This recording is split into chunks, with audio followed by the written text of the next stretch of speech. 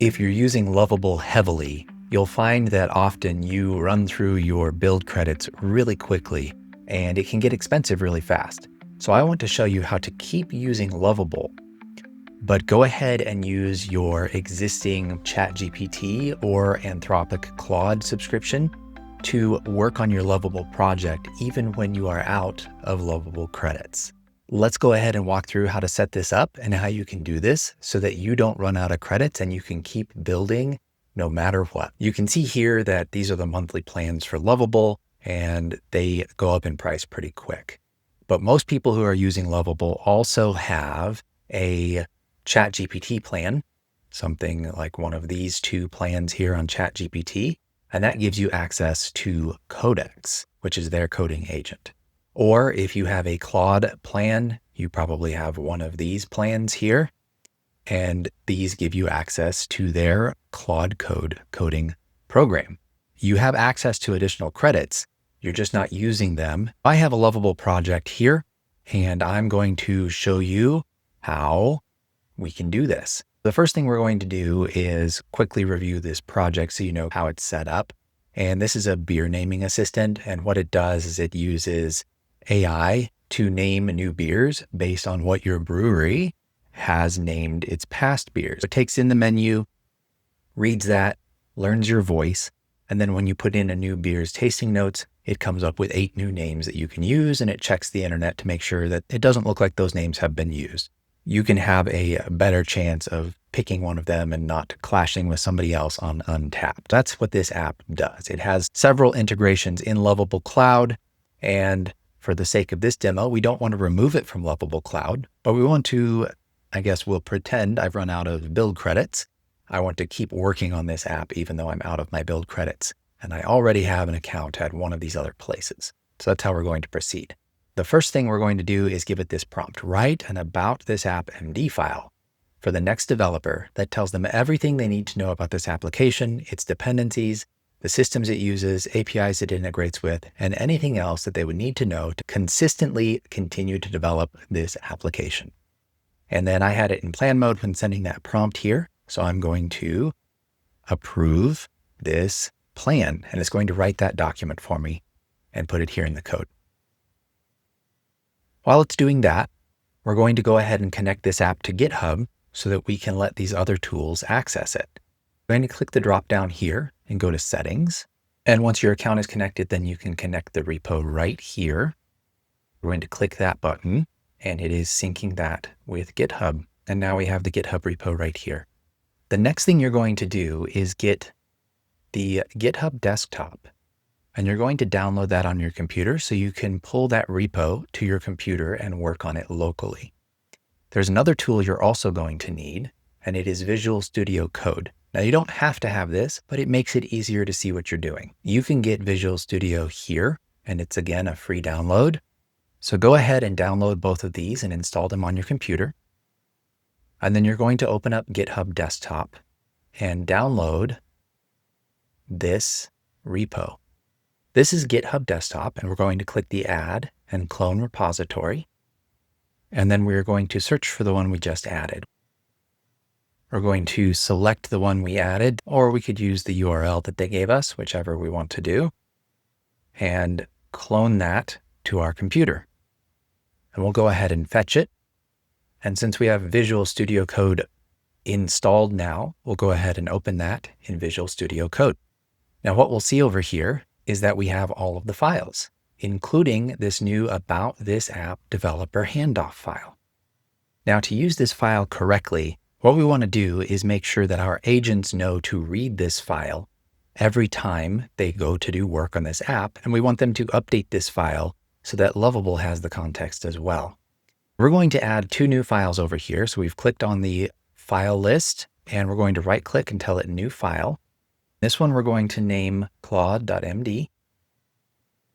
We're going to say, always review the About This App MD before starting work. Update that MD file as a working document if you make changes that would impact the truthfulness of that document. Then we're going to copy that, and we're going to go into the agents MD, and at the end of it, paste this instruction. And now we have instructions. Claude MD is for Anthropic's Claude. Agents MD is what Codex from OpenAI is going to read. So we have those instructions in both places. Over here in Visual Studio Code, there are these extensions, and we want to install a couple extensions. The first one we're going to install is Claude Code for VS Code. You're going to install that, and you're going to install Codex as well. Once we click Codex, we're going to give it this prompt. Review this app and suggest 3 new features that it should have. Then we're going to go and do the same thing in Claude Code over here. Review this app and suggest 3 new features that it should have. And here we can see that it immediately read the file that we told it to, because that was in the instructions. It has some cool ideas here, trademark and TTP label pre-screen. That seems rather robust. I'm not going to add that right now. It's a cool idea. Team voting on a candidate shortlist. That's kind of neat. Single player with a collab surface. Okay. Once a beer is named, writing the tap list description. I like this one. This one looks pretty cool, and we don't have it yet. Let's see what Codex comes up with. Here we can see Codex is taking the same route. It's reading this file. That's why we have it in the instructions. It forces it to do that every time we send it a message. And even before we start working on any of these features that either of these two come up with, let's take a look at how this is working over here. We can see that I added agent control files. That's the commit I did. And it went ahead and brought those over to Lovable for us.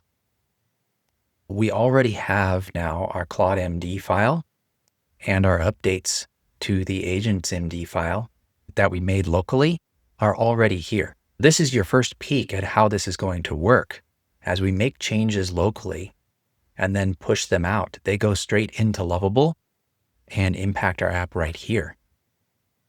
Let's go ahead and take a look at what Codex has come up with. A naming session shortlist feedback. So it also thinks feedback would be useful, just in a little different form.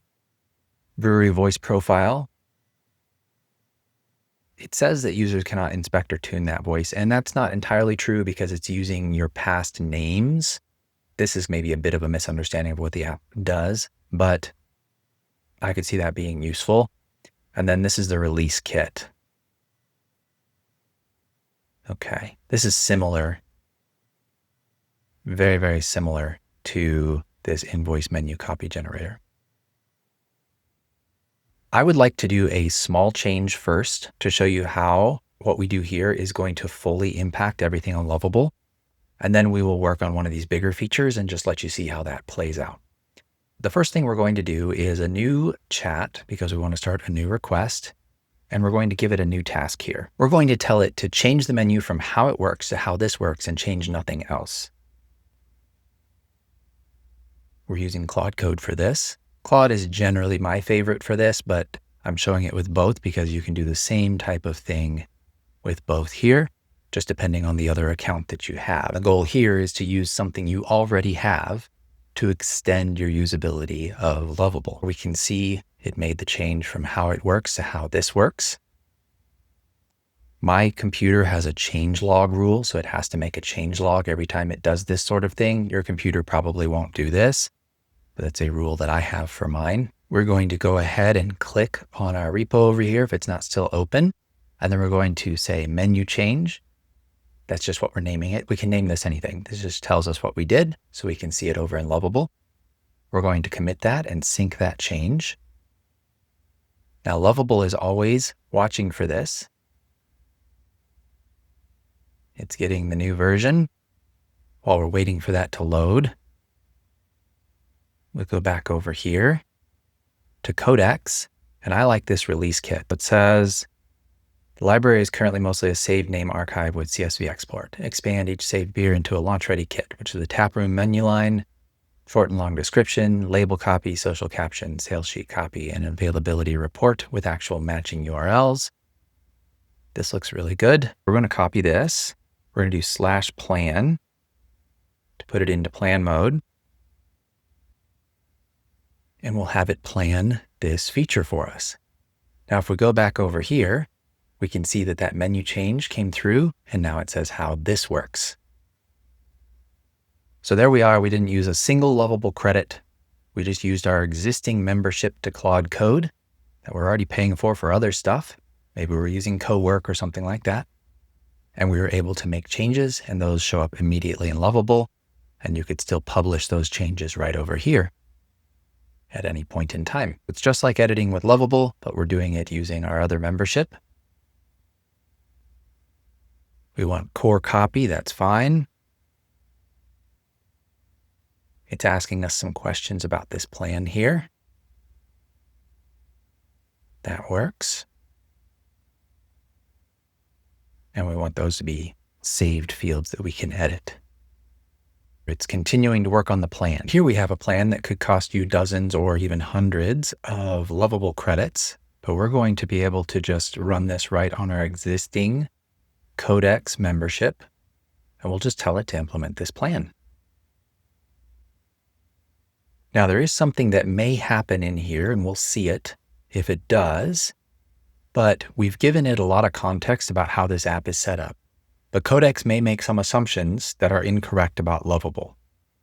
And if so, when we push these changes out, it's going to change them in Lovable, and that we might run into an error. But all we'll have to do is copy the error back to Codex, and Codex could help us fix it. Or if we have renewed our membership on Lovable at this point and we have new credits, you get new credits every single day, then we could use those credits to fix it there as well. So if we run into that, I'll show you how to debug that. This is getting pretty close to done here. And there's one thing I want to point out. It has made a migration for the database. Now, at this point in time, Codex and Claude Code do not have access to the database to run migrations. We're going to have to see when we push this code out, if Lovable will automatically run that migration or not. If it does not, and you are out of Lovable credits, then you would need to wait until your next day's 5 credits and tell it to run the migration.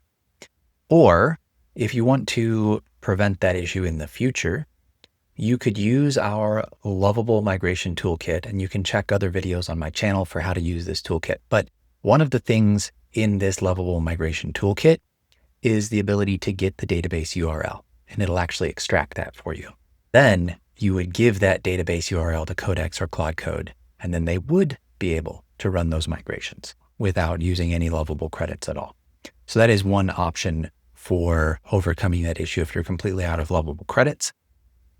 But it's just one of those things where you could run it on the very next day because you get 5 new credits every day. Either one, but I want to point that out as a potential thing you might run into, and we're going to test it out and see how it operates on this application. We can see here that our instruction in the About This app is being followed. Now the document is being updated with the new functions that have been added. And that way, the next time Lovable or anything else picks this up, it's really easy for that app to know what was changed and continue to work from a shared knowledge base inside our About This app file. So this is how we pass information back and forth between Lovable and our local agents. We can see here it's going through and checking its work. It won't be able to do every check because we don't have the database or any of the other dependencies installed here on the computer. If we wanted to run the app locally fully, we would need to use something like this to migrate the entire app to the computer. But we don't have to do that for what we're doing right here. And if it gets stuck on too many checks, we'll just stop it and go ahead and check it on Lovable. Now that it's done all of these changes, we're going to go ahead and commit this to Lovable. If your Lovable project is published, this isn't going to change the published one yet. It's just going to change the preview here, and then you'd be able to continue to debug and test. We're going to commit that change. That's going to go here to Lovable, and you can see it's starting to load that information in. One of the things that we're going to want to check for is whether or not that new table shows up in the database. It might take it a bit to load if it's going to run that migration automatically. The new migration is right here. So this is the migration that we just pushed out. Looks like it's still building. So we'll give it another minute to finish building this. We're going to wait for this to stop showing. Looks like we can update the preview now. I'm not seeing the new table here. We're going to ask it, are all the migrations for the database up to speed? And it tells us no, they're not. So it does not auto run those, and that's okay. We're just going to tell it yes to apply those. And we'll go back over here and ask, is everything you just added available in the user menu for logged in users? Codex is very commonly bad at this. It will forget to put access to whatever feature it just added. It will forget to give you access to that in a link. So we'll put that in here. Now we're going to check and see. There we are. There's our release kits. So now that has been applied. And we're going to go ahead and generate a beer real quick here. Let's do a Saison, and we're going to generate our names. Make sure that functionality is still in place. Okay, and while that's running, it tells us that we can click a saved beer and release kit is available there. So let's test that out and make sure it works. These are some fun names. I like this. So we're going to save that. We'll go into the library of saved beers. There we go. And here's our release kit generator. So let's go ahead and generate a release kit. Here we are. We have our release kit generated. Go ahead and save that. And it is ready to go. We can copy those pieces right out. Social caption. Beautiful. So now we added that feature using Codex. We didn't use a bunch of Lovable credits to do so. We just used an existing membership to OpenAI. We did apply the migration here using Lovable, which if you are really, really running out of credits and just can't get any more there or can't wait until the very next day, you could use something like this to get access to the database and run those migrations right here inside Codex. And if y'all want to, go ahead and comment. I'll shoot a video showing how to do that, how to use that toolkit to run those migrations here locally while you continue to use Lovable Cloud. Go ahead and post comments if you have questions. Also, feel free to use the link in my bio to book a time with myself or my team. We're happy to look at your project together and help you figure out how to get the most out of your Lovable project.